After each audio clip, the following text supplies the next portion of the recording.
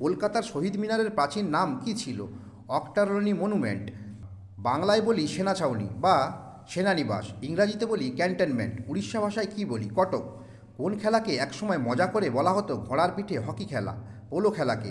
কোন ফুটবলার বিশ্বে সর্বপ্রথম স্যার উপাধি পান? Stanley Mathews.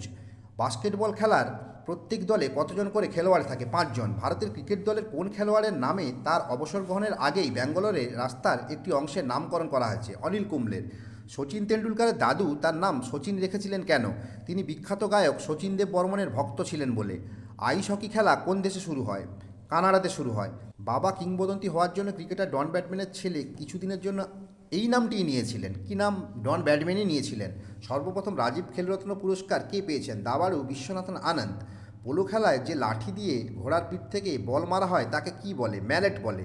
কোন আইনজীবী ও বিখ্যাত খেলোয়াড় মোহনবাগান ক্লাবের প্রথম অধিনায়ক ছিলেন? মণিলাল সেন। কতগুলো বল দিয়ে স্নুকার খেলা হয়? 22টি বল। কত